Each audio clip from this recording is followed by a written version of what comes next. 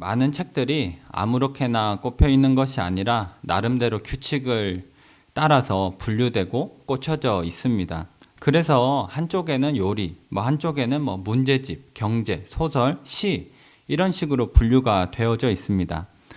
마찬가지로 마태복음을 읽다가 보면 이 비유들이 무작위로 배치가 되어 있는 것이 아니라 의도적으로 분류가 되고 한 곳에 모아져 있다라는 것을 알 수가 있습니다. 마태복음의 비유는 13장, 그리고 20장부터 22장, 그리고 24장부터 25장 이렇게 모여져 있는데 모두 다 하나님 나라에 대해서 설명을 하고 있습니다.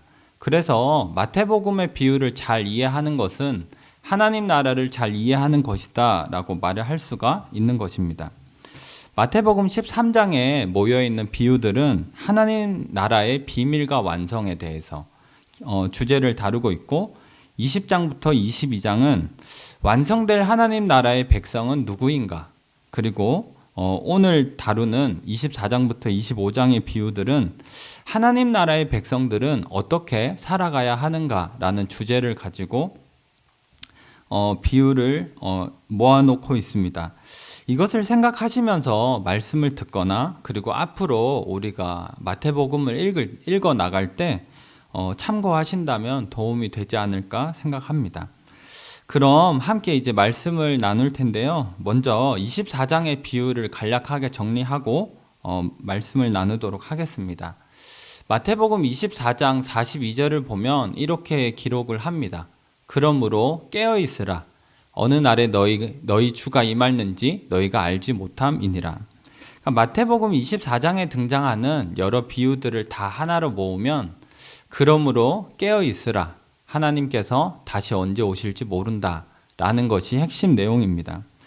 근데 24장을 읽고 나면 이런 질문이 머릿속을 스치게 되어 있습니다. 그것이 무엇이냐면 깨어 있으라고 하는데 과연 깨어 있는 것이 무엇일까? 라는 것이죠. 이 질문에 대해서 마태복음 25장에 나오는 세 가지 비유, 열처녀 비유, 달란트 비유, 양과 염소의 비유가 깨어있는 것이 무엇인지 대답을 해주고 있습니다. 그래서 저는 지난번에 열처녀 비유를 통해서 이 깨어있다라고 하는 것은 과도하게 경직되어서 긴장하고 적색경보하면서 하나님이 언제 오실까 그러는 것이 아니라 평소에 준비를 했기에 평안한 마음으로 잠들 수도 있는, 그러나 여전히 신랑을 기다리고 있는 그러한 것이라고 했습니다. 오늘은 달란트 비유와 양과 염소 비유를 통해서 이 깨어있는 것이란 어떠한 것인가를 함께 나누도록 하겠습니다. 먼저 달란트 비유인데요. 저희 마태복음 25장 14절과 15절을 다시 한 번만 읽도록 하겠습니다. 시작. 또 어떤 사람이 타국에 갈 때 그 종들을 불러 자기 소유를 맡김과 같으니 각각 그 재능대로 한 사람에게는 금 5달란트를, 한 사람에게는 2달란트를, 한 사람에게는 1달란트를 주고 떠났더니, 어떤 사람이 타국으로 떠나면서 종들을 불렀습니다. 일로 와봐라. 내가 이제 타국으로 간다. 그래서 그렇게 불러서 5달란트, 2달란트, 1달란트를 나누어 주고는 나누어 주었습니다. 그러자 이제 5달란트, 2달란트 받은 사람은 받자마자 장사를 해서 그것으로 이익을 남기죠. 근데 1달란트 받은 사람은 받자마자 땅을 파서 그 돈을 묻어 둡니다. 왜 1달란트 받은 사람은 다른 달란트 받은 사람들처럼 장사하지 않고 왜 땅에 묻어 두었을까요? 여기에는 두 가지 이유가 있습니다. 첫 번째는 1달란트는 너무나도 가치가 있는, 너무나도 큰 가치를 가진 것이기 때문에 위험 부담이 있었다라고 하는 것이죠. 18절 말씀을 보면 1달란트 받은 자는 가서 땅을 파고 그 주인의 돈을 감추어 두었다라고 합니다. IVP 배경주석에 따르면 1달란트는 약 1만 데나리온의 가치인데 평범한 사람이 하루도 쉬지 않고 27년을 일해야 벌 수 있는 돈입니다. 일주일에 하루를 쉰다고 하면 약 32년을 일해야 되고 주말을 쉰다고 가정하면 38년을 일해야 벌 수 있는 돈입니다. 오늘날로 치면 한 사람이 직장에 취직해서 정년퇴직을 할 때까지 일을 하고 한 푼도 쓰지 않고 모을 수 있는 돈이라고 부를 수 있을 텐데, 사실 더 정확하게 따지면 그 당시에는 평균 수명이 짧았기 때문에 한 사람이 평생을 일해도 다 벌 수 없는 돈의 가치, 그것이 한 달란트였다라고 이해할 수가 있습니다. 핵심은 한 달란트 자체가 가지는 가치는 한 사람의 인생을 쏟아 부어도 가질 수 없었던 가치라고 하는 것이죠. 그래서 5달란트 받은 사람은 많이 받고 1달란트 받은 사람은 겨우 이것밖에 못 받나? 라고 하는 게 아니라 1달란트 받은 것도 엄청나게 받은 것입니다. 이렇게 1달란트 자체가 너무나도 가치가 있다 보니까 이것을 가지고 장사했다가 혹여나 잘못돼서 원금을 잃어버리면 어떡하지? 주인이 왔는데 손해를 봤는데 자신이 감당할 수 없던 손해를 보면 어떡하지라는 두려움이 있을 수 있는 것입니다. 그래서 1달란트 받은 사람은 주인에게서 받은 것을 그대로 땅에 묻어두고 원금을 돌려주면 괜찮겠지라고 생각을 했던 것이죠. 근데 나중에 주인이 돌아왔을 때 어떻습니까? 1달란트 받은 사람을 가리켜서 주인은 악하고 게으르다라고 합니다. 그리고 책망을 하고 쫓아내게 되죠. 이 짧은 비유의 이야기 속에서는 사실 너무나 중요한 삶의 진리가 담겨 있다고 생각을 합니다. 1달란트의 가치가 인생 전체를 쏟아부어도 가질 수 없는 가치라는 것은, 달란트가 주어졌다는 것은 단순히 재능이 주어졌다라고 하는 것이 아니라 삶이 주어졌다는 것입니다. 그래서 주어진 달란트를 그대로 땅에 묻어두었다라고 하는 것은 주인이 맡긴 삶을 그대로 묻어두었다라는 것이죠. 주인이 가진 주어진 삶을 묻어두고 그 삶을 살아내지 않는다면 당연히 하나님으로부터 책망을 받을 수 있는 것입니다. 주인이 종들에게 달란트를 주었던 것처럼 하나님께서 우리 모두에게 삶이라는 선물을 주셨습니다. 그래서 달란트 받은 종들이 원금을 잃으면 어떡할까라는 걱정에도 불구하고 장사를 해야 됐었던 것처럼 우리들에게 주어진 삶도 내가 제대로 살아내지 못하면 어떡하지? 라는 불안함이 있다 하더라도 그 삶을 가지고 살아내야 하는 것입니다. 불안하고 걱정되고 삶을 사는 것이 힘들다고, 그리고 내가 어떤 선택을 잘못하게 되면 내 인생이 잘못될 것 같다고 해서 내 인생을 살지 않을 수는 없는 것입니다. 우리는 살아가면서 수많은 결정을 하게 됩니다. 그리고 수많은 선택들을 하게 되죠.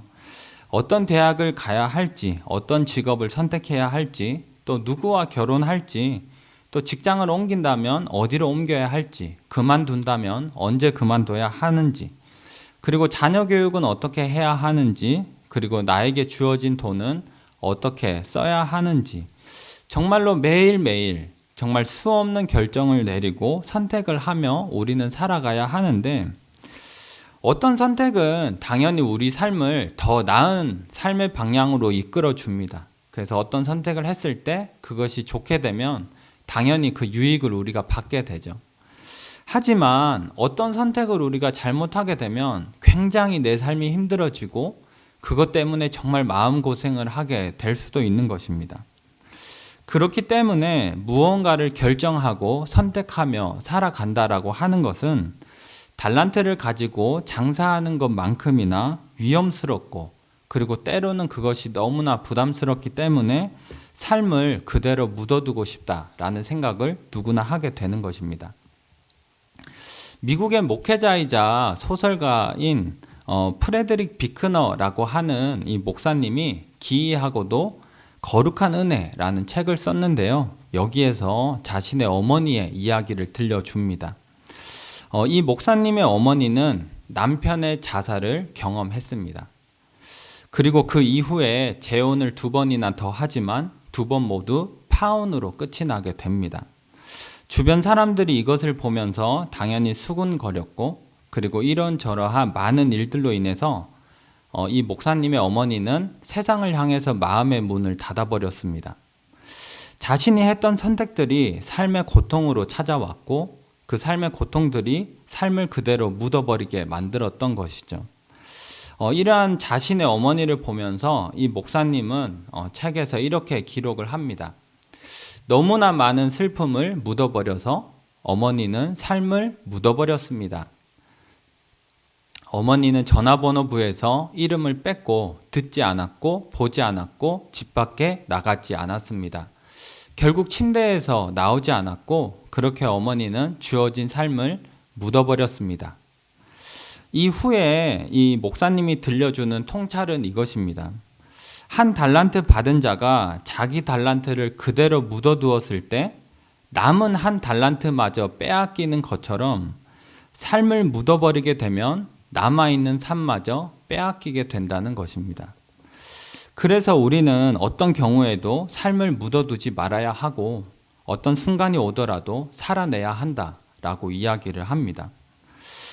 이것은 삶뿐만 아니라 신앙도 마찬가지죠. 우리가 신앙을 가지고 무언가를 결정하고 선택하는 것은 사실 쉬운 일은 아닙니다. 어떤 의미에서는 부담스러울 때도 있고 그리고 위험을 감수하는 일이기도 합니다. 믿지 않는 사람들 속에서 신앙을 가진다는 것, 어느 한 부분은 내가 각오하는 것 아닙니까? 그리고 돈을 중요하게 생각하는 세상에서 헌금 생활을 하고 또 황금 같은 주말에 예배의 시간을 내가 지킨다는 것, 내가 손해를 감당하는 것이죠. 그리고 우리가 순모임을 하면서 나의 아픔과 상처를 솔직하게 이야기한다는 것, 참 쉽지 않습니다. 내 아픔을 내려놓았을 때, 내 연약함을 솔직하게 내려놓았을 때 저 사람이 나를 어떻게 볼까? 그리고 이것이 교회 안에 소문이 돌아서 내가 교회 안에서 여러 가지로 힘들어지지 않을까? 그러니까 나의 아픔을 솔직하게 내려놓는 것도 우리가 용기를 내야 하고 대단한 결정을 해야 할 수 있는 것입니다. 믿음 안에서 내 시간과 돈을 가지고 누군가를 섬긴다는 것. 이 모든 것이 어떤 의미에서는 위험을 감수하는 일이고 이 원금을 잃어버릴 수도 있는 달란트를 가지고 장사하는 것처럼 살아가는 것과 다르지 않다라고 하는 것이죠. 근데 이 모든 것들이 부담스럽고 위험스럽고 때로는 내 삶에 좋지 않은 결정을 가져다 줄 것처럼 생각해서 그대로 묻어버린다면 남아있는 것마저도 빼앗기는 것입니다. 한 달란트 받은 종이 묻어둔 한 달란트를 빼앗기는 것처럼 남아있는 신앙마저도 모두 다 빼앗겨 버리는 것입니다. 만약에 우리가 부담스러워서 순모임 때 아무것도 나누지 않는다면 그게 유지되는 게 아니라 사실 순모임을 하는 의미가 없어지게 되는 것이죠. 남아있는 것마저도 빼앗기게 되는 것입니다. 그렇기 때문에 이 달란트 비유가 우리에게 주는 아주 중요한 교훈은 하나님께서 우리에게 주신 삶과 신앙을 어떤 경우가 되더라도 묻어두지 말라는 것입니다. 그것을 가지고 살아내야 한다라고 하는 것이죠. 두 번째는 주인에 대한 잘못된 이해가 있었기 때문에 한 달란트 받은 자는 이 달란트를 그대로 묻어두었습니다. 마태복음 25장 우리 24절부터 25절을 같이 한번 읽도록 하겠습니다. 시작. 한 달란트 받았던 자는 와서 이르되 주인이여 당신은 굳은 사람이라 심지 않은 데서 거두고 해치지 않은 데서 모으는 줄을 내가 알았으므로 두려워하여 나가서 당신의 달란트를 땅에 감추어 두었나이다. 보소서 당신의 것을 가지셨나이다. 주인이 와서 결산할 때 한 달란트 받은 자는 주인을 향해서 이렇게 이야기합니다. 당신은 굳은 사람입니다. 여기에서 굳은 사람이라고 하는 것은 무정하다, 엄격하다, 잔혹하다, 자비가 없다 이런 뜻입니다. 그러니까 한 달란트 받은 자는 주인에 대해서 자비가 없으신 분인데 내가 이거 원금 잃어버리면 끝이다 이렇게 생각하는 것이죠. 그러니까 그 부담감 때문에 달란트를 가지고 장사하지 못하고 그대로 묻어버리게 되는 것입니다. 혹시라도 이거를 잃어버리면 주인한테서 내 인생은 끝이다 이렇게 생각을 하니까. 핵심은 주인에 대한 이해가 잘못되었기 때문에 잘못된 행동을 할 수밖에 없었다라고 하는 것이죠. 이것은 우리가 하나님을 잘못 이해하게 되면 잘못된 행동을 할 수밖에 없다는 것입니다. 제가 제자훈련 기초반을 진행하고 있는데 이 풍성한 삶의 첫걸음이라는 책을 가지고 지금 진행을 하고 있습니다. 이 책에 보면 많은 사람들이 하나님에 대해서 잘못 오해하는 5가지가 나오는데 그 중에 3가지를 제가 소개를 해드리고자 합니다. 이것을 들으시면서 나는 하나님을 혹시 어떻게 이해하고 있나? 그리고 혹여나 내가 하나님을 잘못 이해하고 있는 것 아닌가 한다면 그것을 한번 되돌아보는 시간이 되면 좋겠습니다. 첫 번째로는 사람들이 많이 오해하는 것 중에 하나는 하나님을 자가용 하나님처럼 생각한다는 것입니다. 이 자가용 하나님이 무엇이냐면 내가 필요할 때만 사용하고 필요 없으면 그냥 세워놓는 그런 하나님으로 생각한다는 것이죠. 램프의 요정의 지니처럼 내가 문지르면 나와서 내 소원을 이루어주고 필요 없으면 다시 램프에 집어넣는, 그러니까 이런 분으로 우리가 하나님을 이해한다면 당연히 우리의 신앙생활이 기복적인 신앙이 될 수밖에 없겠죠. 그리고 하나님은 내 삶에서 중요한 분이 아니라 그저 그냥 기적을 베풀어 주시면 충분한 분으로 그냥 전락하게 되는 것입니다. 그런 분으로 우리가 하나님을 이해한다면 뭐 하나님이 사랑이든지 뭐 정이든지 뭐 다 상관이 없는 것이죠. 그냥 기적만 베풀어 주시면 되는데, 그리고 어차피 자가용 하나님이니까 내가 필요 없을 때 그냥 세워두면 그만인 것이죠.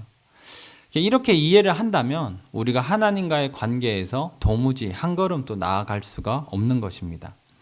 2번째는 이 잘못된 것만 찾아내는 이 경찰 같은 하나님으로 생각한다는 것이죠. 명령을 하시고 그것대로 사는지 못 사는지 2눈을 크게 뜨고 지켜보시다가 딱 못할 때만 집어내시는 그런 분으로 생각을 한다는 것입니다. 우리가 하나님을 이렇게 이해하게 되면 사실 부담스러워서 신앙생활 할 수 있겠습니까? 막 항상 두렵고 내가 언제나 잘못하지 않을까? 언제나 죄스럽고 그런 마음을 가지고 우리가 어떻게 하나님과 건강한 관계를 맺을 수 있겠습니까? 그리고 마지막 3번째는 매정한 하나님으로 많은 사람들이 하나님을 오해한다는 것입니다. 내가 기도를 해도 들어주지 않고 내가 힘들 때나 고통스러울 때조차 하나님은 내 삶에 별로 관심이 없으셔. 이렇게 이해를 해버리고 마는 것이죠. 그래서 아주 매정한 분으로 받아들이는 것입니다. 하나님을 이렇게 이해하게 된다면 사실 기도를 해야 할 필요성 자체가 생기지 않습니다. 어차피 매정한 분인데 내가 기도해봤자 뭐하나? 그리고 내가 예배를 드리면 뭐하나? 내 예배를 받지도 않으실 텐데. 그러니까 우리가 하나님과의 관계에서 하나님을 어떻게 이해하느냐가 굉장히 우리의 삶에 중요하다고 하는 것이죠. 그래서 내가 예배를 열심히 드리고 또 기도도 하고 이런 거 당연히 중요하지만 뭔가 내 신앙생활이 더 나아가지 못하는 것 같고 뭔가 내 마음속에 뭔가가 삐걱거리는 것 같다 그러면 내가 혹시나 하나님을 오해하고 있진 않은가, 그것을 우리가 점검해 볼 필요가 있다라는 것입니다. 꼭 이것 3가지가 아니더라도 사람들마다 하나님에 대해서 가지고 있는 오해는 사실 여러 가지가 있을 수 있죠. 근데 하나님에 대해서 오해를 하고 있으면 건강한 신앙생활을 할 수가 없는 것입니다. 그렇기 때문에 우리가 말씀을 통해서 예배를 통해서 찬양과 기도를 통해서 하나님에 대한 오해를 바꿔나가야 하는 것이죠. 이 책의 말을 빌려서 제가 표현하면 결국에 좋은 신앙생활이란 무엇이냐면 하나님에 대한 오해를 이해로 바꿔나가는 과정이다 라는 것입니다. 여기까지 정리를 하자면 달란트 비유의 핵심은 하나님을 제대로 이해해야 하고 그것을 바탕으로 주어진 삶과 신앙을 묻어두지 말고 살아가야 한다는 것입니다. 이제 2번째 비유로서 양과 염소의 비유를 살펴보도록 하겠습니다. 마태복음 25장 37절부터 40절을 저희 같이 한번 읽도록 하겠습니다. 시작. 이에 의인들이 대답하여 이르되 주여 우리가 어느 때에 주께서 줄이신 것을 보고 음식을 대접하였으며 목마르친 것을 보고 마시게 하였나이까? 어느 때에 나그네 되신 것을 보고 영접하였으며 헐벗으신 것을 보고 옷 입혔나이까? 어느 때에 병드신 것이나 옥에 갇히신 것을 보고 가서 배웠나이까 하리니, 임금이 대답하여 이르시되 내가 진실로 너희에게 이르노니 너희가 여기 내 형제 중에 지극히 작은 자 하나에게 한 것이 곧 내게 한 것이니라 하시고. 양과 염소의 비유는 마태복음 마지막에 나오는 비유인데요. 목자가 양과 염소를 구분하는 것처럼 마지막 날에 의인과 악인이 구분을 당하고 심판을 당한다, 이런 내용을 담고 있습니다. 읽지는 않았지만 35절과 36절을 보시면 임금은 의인들에게 내가 줄일 때, 목마를 때, 또 나그네 되었을 때, 헐벗었을 때, 병들었을 때, 옥에 갇혔을 때 너희가 나를 도와주었어, 이렇게 얘기를 합니다. 그러자 의인들이 우리가 언제 그랬습니까? 이렇게 되묻고 다시 임금은 지극히 작은 자에게 한 것이 내게 한 것이야, 이렇게 대답을 하죠.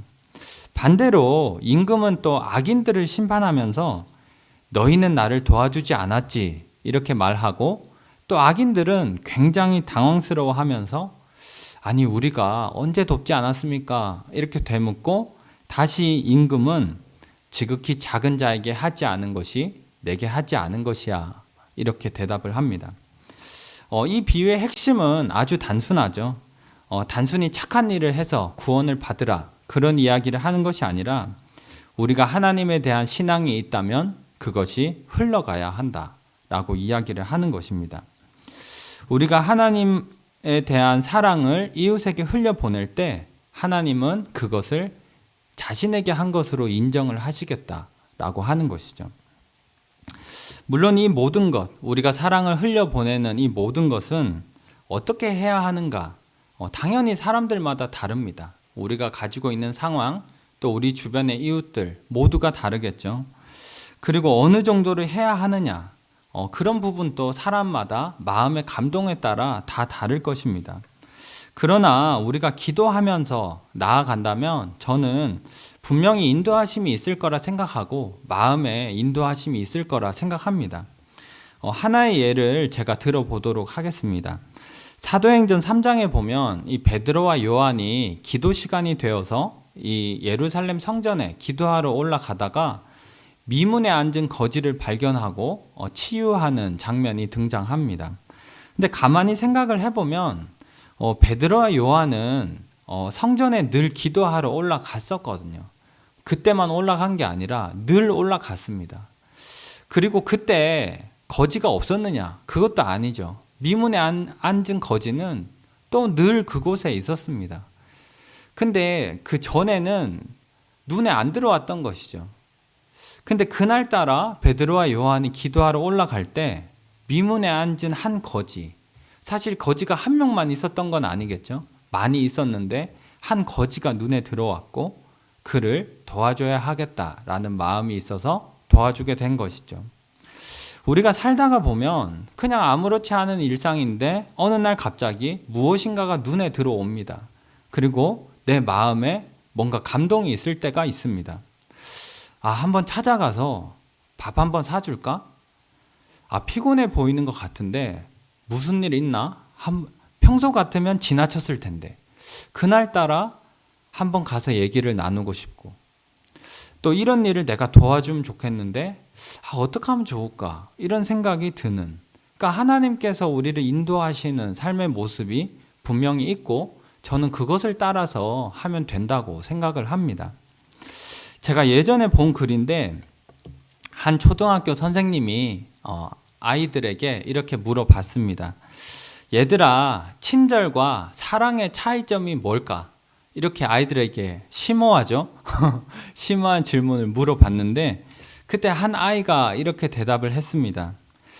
배고플 때 빵을 주면 친절인데요, 빵에 초콜릿 시럽을 얹어주면 그건 사랑이에요. 어쩌면 사랑은 그렇게 거창한 게 아닐지도 모릅니다. 저도 모태신앙으로 커서 제 안에 어떤 게 있냐면 별 볼 일 없는 사랑은 그냥 아무것도 아닌 것 같은 거예요. 그러니까 막 하나님이 보시기에 이것도 무슨 사랑일까? 뭔가 그럴 것 같고, 뭔가 대단한 것을 해야만 우리가 사랑인 것만 같이 생각해서 뭔가 누군가를 도와줬는데 이것 가지고 뭐가 되겠어? 그렇게 생각할 때가 참 우리 많지 않습니까? 근데 사실 가만히 생각해 보면 하나님께서 정말로 너 이렇게 작은 것밖에 안 했니? 그러실까요? 지극히 작은 자에게 돕는 것은 그래 큰 도움이 아닐지도 모릅니다. 지극히 작은 자이기 때문에 작은 도움일 수도 있죠. 그렇지만 그것을 하나님께서는 나에게 한 것으로 내가 인정을 하겠다는 겁니다. 사랑은 그렇게 거창한 것이 아닐지도 모릅니다. 우리가 믿음 안에서 말 한마디 따뜻하게 해주는 것, 누군가를 알아봐주고 위해주는 것, 또 때로는 필요를 채워주고 어쩌면 아무것도 하지 않고 묵묵히 기다려주는 것도 굉장한 사랑입니다. 이것이 아무것도 하지 않는 숭고한 사랑보다도 훨씬 나은 저는 현실의 사랑이라고 생각을 합니다. T.C. 해리슨 워런이라는 사람이 오늘이라는 예배라는 책을 썼는데 거기에 이런 글귀가 있습니다. 모든 사람이 혁명을 원하지만 아무도 설거지를 하지 않는다. 우리 중에서 혁명을 일으킬 사람 몇이나 되겠습니까? 우리 중에서 극단적인 상황 속에서 순교할 사람 몇이나 되겠습니까? 저는 혁명을 일으킬 생각보다 그리고 내가 그 순간이 오면 순교해야지 그러는 것보다 우리의 상황에서는 누군가를 위해서 설거지를 하는 것 그것이 더 나은 사랑 아닌가? 라는 생각을 해보게 되는 것입니다. 무엇이 되었든지 간에 하나님이 우리를 인도하시는 대로 또 우리의 마음에 감동을 주시는 대로 사랑을 흘려보낼 수 있는 저희가 되기를 바랍니다. 엄청나게 위대하고 숭고한 그런 개념의 사랑이 아니라 빵 위에 초콜릿 시럽을 뿌려줄 수 있는 그런 사랑, 누군가를 위해서 설거지를 해줄 수 있는 그런 사랑, 지극히 작은 자에게 무언가 작은 도움이 될 수 있는 그런 사랑, 그런 현실적이고도 구체적인 사랑을 우리가 할 수 있게 되기를 바랍니다. 베드로와 요한이 미문에 앉은 거지를 봤던 것처럼 기도하면서 우리가 살아간다면 분명 인도하시는 바가 있고 그때 우리가 순종할 수 있는 그런 믿음의 백성이 되기를 바랍니다. 결론입니다. 하나님 나라를 기다리며 깨어 있는다라고 하는 것은 단순히 가만히 서서 기다리는 것, 그것을 말하지 않습니다. 오히려 기다림은 적극적인 것이다. 이렇게 마태복음의 비유는 알려주고 있습니다. 신약학자 양용희 교수님은 이렇게 주석을 합니다. 다시 이 말 하나님의 나라를 기다리며 준비하는 것, 그것은 단순히 수동적으로 기다리는 것을 의미하는 것이 아니다. 오히려 그것은 주인이 와서 보고 인정할 수 있는 결과를 가지고 오는 책임 있는 활동을 의미한다. 한마디로 기다림은 적극적인 것이다 라고 하는 것이죠. 달란트 비유에서는 하나님을 제대로 이해하는 것, 우리가 하나님 나라를 기다리며 깨어 있는 것 무엇입니까? 하나님을 제대로 이해하기 위해서 힘쓰는 것, 그리고 내가 하나님을 알았기에 내 삶과 신앙을 그대로 묻어두는 것이 아니라 무엇이라도 하는 것, 그리고 양과 염소의 비유에서는 우리 하나님의 사랑을 이웃에게로 흘려보내는 것, 그것이 깨어있는 것입니다. 그것이 우리가 기다리는 삶이라고 말할 수 있을 것입니다. 단순히 가만히 서서 기다리면서 나는 대단한 일을 할 거야 그러지 마시고 작은 것이라도 우리에게 주어진 것, 맡겨진 것, 내가 할 수 있는 것, 그리고 하나님이 은혜를 주시는 것을 따라서 우리가 책임 있게 살아가면서 하나님 나라를 모두가 적극적으로 기다리는 저희 모두가 되기를 소망합니다. 함께 기도하도록 하겠습니다. 저희 기도 제목은 적극적으로 하나님 나라를 기다리는 하나님 나라의 백성이 되게 해달라고 함께 기도하도록 하겠습니다. 하나님 감사합니다. 우리가 오늘 또 하나님의 나라를 기다립니다.